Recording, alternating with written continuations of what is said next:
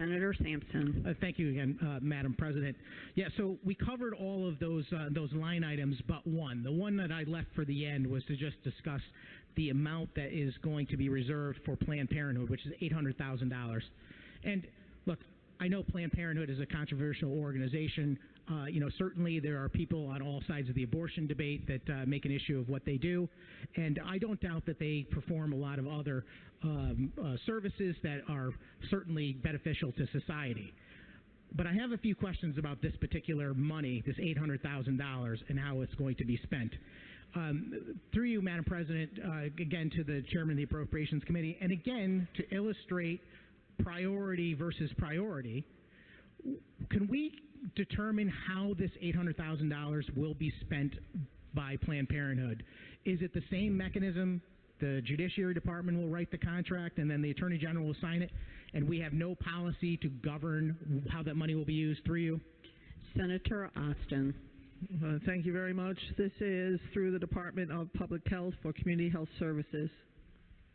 Thank you, Senator Sampson. Thank you very much, Madam President. I didn't hear any policy in there that dictates how they're going to use their money. Would Planned Parenthood, by virtue of this contract with the Judiciary Department, be prohibited from spending that money to facilitate abortion services? Would they be prohibited for using it for issues advocacy, for example? Through you. Senator Austin. Thank you. This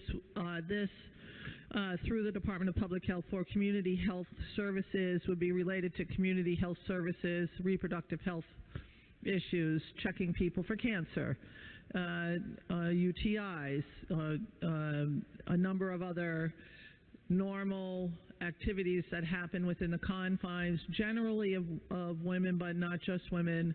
Also men use Planned Parenthood for health services, so this would be community health services in and of itself, and we are barred from both state law and federal law from spending taxpayer dollars on abortions. Through you, Madam President.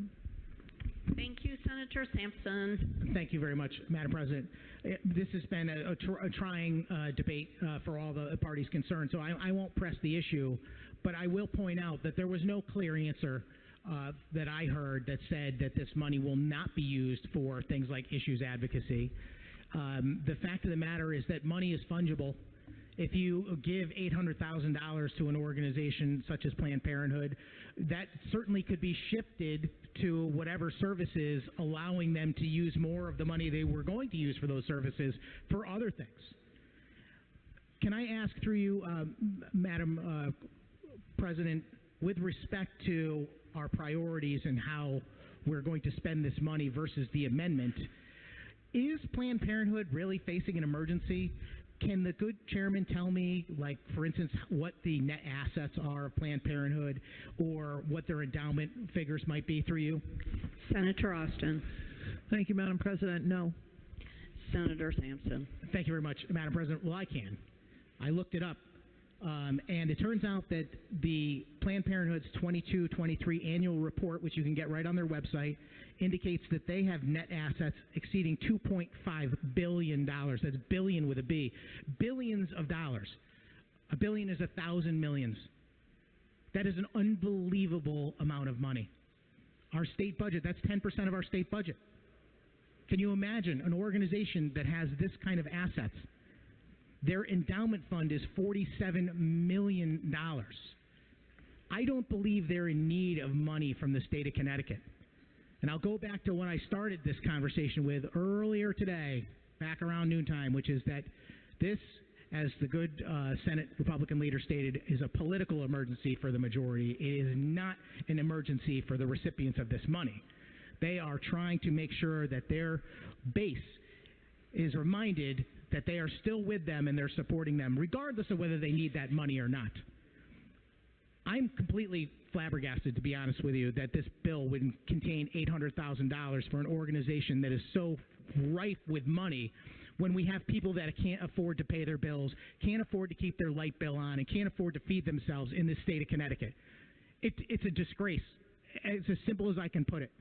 Madam President, I wholeheartedly support the amendment that is before us that would, instead of funding these 20 or 30 organizations focused on illegal immigration, focused on gender surgery, focused on abortion, focused on issue advocacy for the most far left of causes, instead of spending the money on that, we spend Connecticut's taxpayer money on helping people through the Meals on Wheels program, which goes to seniors, which helps thousands and thousands of people across Connecticut actually not go hungry.